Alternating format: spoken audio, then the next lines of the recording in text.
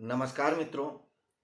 मैं मुकेश श्रीवास्तव एक बार फिर भगवत चर्चा पे। मित्रों, अगर हम चेतना के प्रवाह की बात करें तो हम पूरी मनुष्यता को दो भागों में विभाजित कर सकते हैं। एक वे जिनकी चेतना बाहर की तरफ है, संसार की तरफ है, पदार्थ की तरफ है, अपरा सत्ता की तरफ है। दूसरे वे जिनकी चेतना का प्रवाह अंदर की तरफ है, आत्मा की तरफ है, परमात्मा की तरफ है, परासत्ता की तरफ है। बस यही दो प्रकार हैं, तीसरा कोई प्रकार नहीं है। तीसरा प्रकार है भी तो कृष्ण जैसी चेतना के लिए है, जिनके लिए परा क्या अपरा क्या, अंदर क्या बाहर क्या, सब कुछ जाना है, सब कुछ उनका है, सब कुछ में समाहित है। तो मनुष्यता को सिर्फ दो भागों में विभाजित किया जा सकता है, बाह्य चेतना को उन्मुख और अंतः चेतना को उन्मुख। तो जो अपरा सत्ता की ओर, बाह्य चेतना की ओर उन्मुख रहते हैं, उनको हम बहुर्मुखी या एक्सट्रोवर्ट कहते हैं सामान्य भाषा में, मनोविज्ञान के शब्दों में। जिनकी चेतना अंदर की तरफ होती है उन्हें इंट्रोवर्ट कहते हैं या अंतर्मुखी कहते हैं हिंदी में। जो बहिर्मुखी होते हैं उनके लिए पाना मुख्य होता है, जो अंतर्मुखी होते हैं उनके लिए जानना मुख्य होता है। बहिर्मुखी के लिए पाना मुख्य इसलिए है क्योंकि जो कुछ उनको दिखता है उन्हें लगता है वो जानते हैं, तो जानने की बात खत्म, अब पाने की बात शुरू है। जो अंतर्मुखी हैं उन्हें दिखता कुछ नहीं है, महसूस होता है, तो वो सोचते हैं कि ये देखें क्या, इसलिए अंदर वो दर्शन करते हैं, जानना चाहते हैं, देखना चाहते हैं। तो एक्सट्रोवर्ट के लिए पाना प्रमुख है, महत्वपूर्ण है, और इंट्रोवर्ट के लिए जानना महत्वपूर्ण है। तो बहिर्मुखी व्यक्ति जब पाने की तरफ बढ़ता है, पाने की चाह में चलता है, तो उसके पास दो तरीके होते हैं, या तो अपनी शारीरिक बल से पाले और या अपने पास धन से पाले। दो ही तरीके हैं, या धन से और या बल से। सभ्यता के शुरुआत में धन नहीं था, सिर्फ बल था। तब व्यक्ति शारीरिक बल के दम पे राजा बन जाता था, कहता था ये क्षेत्र मेरा, यह सब कुछ मेरा, क्योंकि उसे पाना है सब कुछ, सब कुछ। इसीलिए युद्ध होते थे, महायुद्ध होते थे, महाभारत जैसे युद्ध होते, आज भी होते हैं। तो आज भी जो युद्ध है वो बहिर्मुखी लोगों का है, क्योंकि उनके लिए पाना ही मुख्य है। क्षेत्र, चाहे वो शरीर का क्षेत्र हो चाहे बाहर का क्षेत्र हो।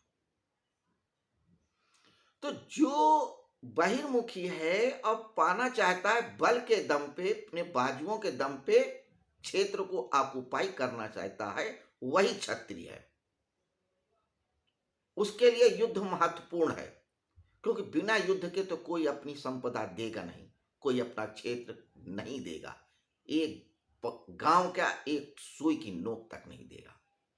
तो इसलिए बहिर्मुखी व्यक्ति जिनके पास बाजू पे दम है वो क्षत्रिय बने। युद्ध वो अगर कभी देंगे भी तो उसको देंगे जो उनके संरक्षण में होगा। अर्जुन ऐसी ही चेतना है। अब इस बहिर्मुखी सत्ता में जो व्यक्ति बाजुओं का दम नहीं रखता है और पाना भी चाहता है, तो वो दूसरे रास्ते अपनाता है। छल करेगा, कपट करेगा, चालाकी करेगा, ये नहीं कर सकेगा। अगर उसके पास धन है तो धन से। तो जिनके अंदर सकारात्मक अप्रोच रहा वो क्षत्रिय हो गए, और जिनके अंदर जो अप्रोच है सकारात्मक ना होके भय के द्वारा सकारात्मक रूप अपनाया, वो वणिक हो गए, वैश्य हो गए।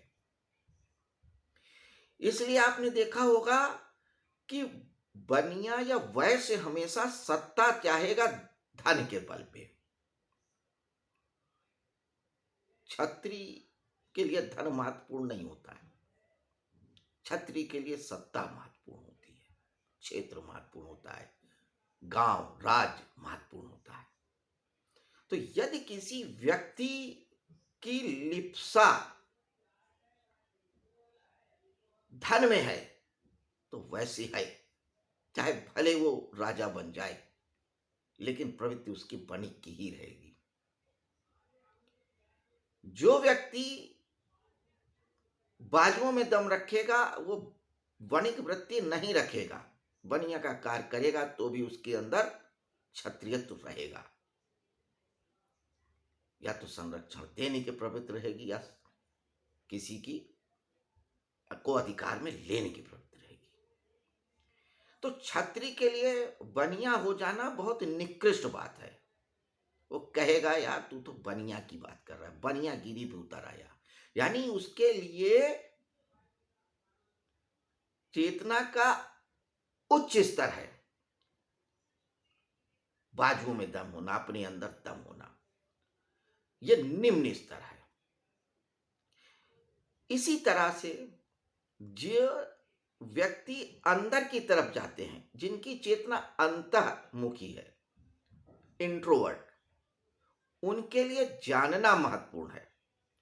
तो वो सब कुछ जानना चाहेंगे, अध्ययन से या अनुभव से, तप से या योग से, कोई भी मीन्स हो, किसी भी तरीके से जानना ही मुख्य होगा। उसके लिए कुछ भी दांव पे लगा देंगे, देह को भी दांव पे लगा देंगे, जीवन को दांव पे लगा लेंगे, जानना मुख्य है। बुद्ध जैसे व्यक्ति सब कुछ था, सब कुछ छोड़ दिया। महावीर के पास सब कुछ था, सब कुछ छोड़ दिया। जानना महत्वपूर्ण है। वे ही ब्राह्मण कहलाए, क्योंकि उनके लिए जानना है, सब कुछ जानना है, ब्रह्म को जानना है। वही ब्राह्मण है। तो जिनके लिए जानना मुख्य है वही ब्राह्मण है। नाम के आगे शर्मा लिखा है, शुक्ला लिखा है, चतुर्वेदी लिखा है, इट डजंट मैटर। जिनके नाम के आगे सिंह लिखा है इसलिए वो क्षत्रिय नहीं हो गए, राजपूत लिखा है इसलिए क्षत्रिय नहीं हो गए। अगर उसके प्रवृत्ति बनिया की है तो वो बनिया ही है। यही दो है। अब इधर अंतर्मुखी में जिनकी प्रवृत्ति जानने की तो है लेकिन करने की नहीं है, वो करना कुछ नहीं चाहते और जानना सब कुछ चाहते हैं। वो शॉर्टकट अपनाना चाहते हैं, वो शूद्र है। वो चाहते हैं कोई व्यक्ति ऐसा मिल जाए जो सब कुछ जानता, मुझको बता दे, मुझे तप ना करना पड़े, जंगल में ना जाना पड़े, तपाना ना पड़े, खुद को कष्ट होता है ना। तो इसलिए वो सहज मार्ग अपनाते हैं। वो किसी जानकार की, किसी गुरु के पैर दबा देंगे, उनके मंदिर में साफ सफाई कर देंगे, घर में साफ सफाई कर देंगे, सेवा शुश्रूषा कर देंगे, क्योंकि शूद्र का काम सेवा है। क्योंकि उनको मिल जाए कुछ, तो उनके लिए जानना तो है लेकिन वो शॉर्टकट सेवा के द्वारा पाना चाहते हैं, वही शूद्र है। तो दो ही टाइप के व्यक्ति होते हैं मनुष्यता में, अंतर्मुखी, बहिर्मुखी। जिनकी अप्रोच बिल्कुल पॉजिटिव वे में चली जाती है ऊपर की तरफ, वो क्षत्रिय हैं बहिर्मुखी में, और अंतर्मुखी में जिनकी अप्रोच ऊपर की तरफ गई वो ब्राह्मण है। जिनकी नीचे की तरफ रही बहिर्मुखी में वो वैश्य, और जिनकी अंतर्मुखी में रही वो शूद्र। हालांकि ये ऊपर नीचे का कोई कैटेगराइजेशन नहीं है, ये पैरेलल कैटेगराइजेशन है। ये तो बाद में हमने कर लिया कि ब्राह्मण ऊपर, क्षत्रिय उसके नीचे, नहीं, फिर उसके नीचे वैश्य, फिर उसके नीचे शूद्र, नहीं, ऐसा नहीं है समानांतर, ये एक अलग विषय है। तो क्षत्रिय हमेशा छत्र चाहेगा, क्षेत्र चाहेगा, राज्य चाहेगा। वो शास्त्र में नहीं पढ़ता है, वो शस्त्र की बात करता है। उसके लिए शस्त्र महत्वपूर्ण है, तीर है, तलवार है। और ब्राह्मण के लिए शस्त्र की बात ही नहीं करता, वो शास्त्र की बात करता है। लेकिन हुआ क्या, युद्ध के मैदान में मध्य में आकर के अर्जुन शस्त्र को छोड़ करके शास्त्र की बात करने लगे। उनका जो व्यक्तित्व था उसके बिल्कुल विपरीत बात करने लगे। तो जब आप अपने स्व के अस्तित्व के विपरीत कार्य करते हो तो आपको युद्ध करना पड़ता है, बाहर से भी और अंदर से भी। तो अपने व्यक्तित्व के विपरीत में जाने का अर्थ है युद्ध को न्योता देना। तो एक बाहर युद्ध हो रहा था, अब अर्जुन ने अंदर भी युद्ध शुरू कर दिया, क्योंकि उनका व्यक्तित्व तो क्षत्रिय का है। वो शस्त्र की भाषा जानते हैं, तलवार की भाषा जानते हैं। ब्राह्मण होते तो शास्त्र की बात करते, तर्क की बात करते। चूंकि वो ब्राह्मण नहीं है, इसलिए वो द्वंद्व में फंस गए। क्योंकि देखिए, बुद्ध जो है और महावीर जैसी चेतना के व्यक्ति ब्राह्मण थे, क्षत्रिय घर में पैदा हुए, लेकिन उनकी चेतना ब्राह्मणत्व की थी, इसलिए वो सब कुछ छोड़े, कोई तर्क नहीं किया, चले ही गए। तो अगर अर्जुन का भी व्यक्तित्व ब्राह्मण का होता तो वो तर्क ही ना करते, तीर धनुष रखते और रथ से उतर के चले जाते, कहते कृष्ण जी आपको प्रणाम, मुझे युद्ध नहीं करना, इस महाविनाश को नहीं करना। कोई तर्क ही न सुनते। अगर तर्क भी देते तो कृष्ण की तर्क से वजनदार देते, क्योंकि अर्जुन शास्त्र की बात ही नहीं जानते, इसलिए तर्क भी नहीं दे पाए। कृष्ण ये जानते थे कि ये क्षत्रिय हैं और क्षत्रिय ही रहेंगे, ये शासन किए बिना नहीं रह सकते, युद्ध किए बिना नहीं रह सकते। ये टाइम बीइंग डिप्रेशन आ गया है, एक भाव है जो प्रबल हो गया है, ये ज्यादा देर का नहीं है, ये परमानेंट नहीं है। अगर ये चूक जाएंगे तो हमेशा पछताएंगे, इसलिए इस भाव को गुजर जाने दो, संभाल रहे हैं। इसलिए वो पहले श्लोक में, यानी दूसरे अध्याय के 11वें श्लोक में, अपने उपदेश के पहले श्लोक में कहते हैं, यही तो कैसे अशोच्यानि अशोचत्वम प्रज्ञावादांश भाषसे नाम सोचंती पंडिता। तुम पंडितों जैसी बातें कर रहे हो, जो सोचने योग्य नहीं उसकी बात कर रहे हो। तो पंडितों जैसी बात मत करो, तर्क की बात मत करो, तलवार की बात करो। तलवार चलाने का वक्त है, तर्क देने का वक्त नहीं है। तो जब हम अपने अपने अस्तित्व के, अपने धर्म के अनुसार कार्य करते हैं, तभी हम विजय को प्राप्त करते हैं। यही अगले श्लोक में बताया है, समझाया है भगवान श्री कृष्ण ने। अभी तक तो वो देह और देही की बात कर रहे थे, क्योंकि महात्मा अर्जुन ने देह की बात शुरू करी थी, देह नष्ट हो जाएगा, मर जाएगा, समझा दिया। अब ये उनको उनके कर्तव्य की बात बता रहे हैं कि तेरा व्यक्तित्व क्या है, तुझे करना क्या चाहिए और तू कर क्या रहा है।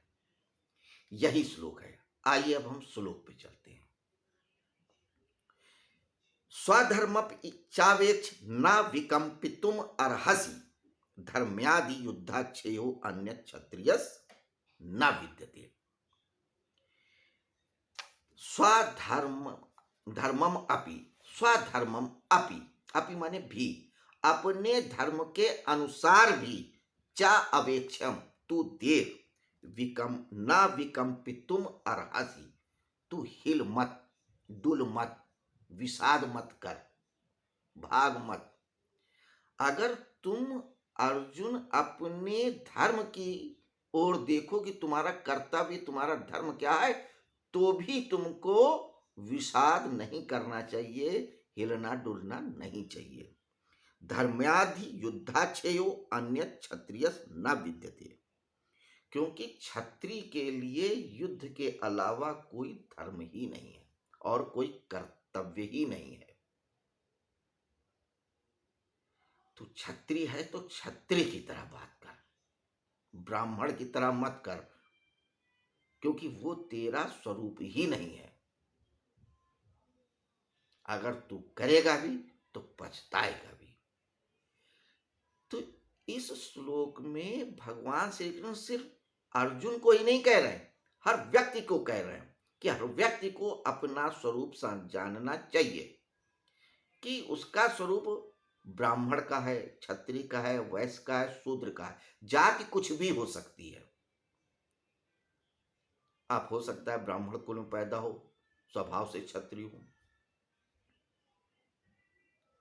बहुत से लोग शूद्र के घर में पैदा होते हैं, ब्राह्मणत्व प्राप्त करते हैं, कबीर जैसे, रैदास जैसे। क्षत्रिय वाले तो उदाहरण दे दिए, महावीर थे, बुद्ध थे, मीरा भाई भक्त बन गई, ब्राह्मणत्व उत्पन्न हो गया। तो आप अपने स्वरूप को जानो, अंतर्मुखी हो या बहिर्मुखी। अंतर्मुखी हो तो आप क्षत्रिय हो या वैश्य हो, ये ब्राह्मण हो या शूद्र हो, बहिर्मुखी हो तो क्षत्रिय हो या वैश्य हो, पहचानो। तो जो स्व हो, जो स्वरूप हो, उसी के प्रति समर्पित रहो और वही कर्तव्य करो। जाति से अर्थ नहीं है, लिखने को कुछ भी लिख लो। सिंह लिख लेने से आप शेर थोड़ी हो जाओगे, क्षत्रिय थोड़ी हो जाओगे। शुक्ला लिख लेने से ब्राह्मण थोड़ी हो जाओगे। हाँ, पंडित हो सकते हो, पढ़ सकते हो, पोथी पढ़ लो, पंडित हो गए, ब्राह्मण नहीं होगे। ब्राह्मण तभी होगे जब ब्रह्म को जानोगे। सिंह लिख लेने से आप क्षत्रिय नहीं होगे, जब किसी की रक्षा करोगे, किसी राज्य के मालिक बनोगे, तभी क्षत्रिय हो। गर्ग गोयल लिख लेने से बनिया नहीं होता, ऐसे शूद्र का भी जानो। तो हर वर्ग के लिए कह रहे हैं। तो हमने भगवत चर्चा शुरू करने के पहले यह जाना था कि भगवत गीता का एक एक श्लोक महत्वपूर्ण है। एक श्लोक जीवन में उतर जाए तो हम पार उतर जाएंगे। अगर आप सिर्फ इसी श्लोक को जान लो तो 699 श्लोक व्यर्थ। एक अध्याय का अध्ययन कर लो तो बाकी अध्याय व्यर्थ। एक खैर, फिलहाल हम आगे की चर्चा कल करेंगे। अगले श्लोक में भगवान श्री कृष्ण क्या कहते हैं, क्योंकि 31वें से लेके 38वें श्लोक तक कर्तव्य के आधार पर भगवान श्री कृष्ण अर्जुन को युद्ध करने के लिए प्रेरित करते हैं या उनको सही मार्ग देते हैं, जिसको उन्होंने अध्याय 2 के 7वें श्लोक में कहा है कि साधि माम प्रपन्नम, कि मैं आपकी शरण में हूं, जो मेरे लिए श्रेयस्कर हो आप उन्हें बताएं। तो आगे वो क्या बताते हैं ये कल हम देखेंगे। फिलहाल इतना ही। नमस्कार।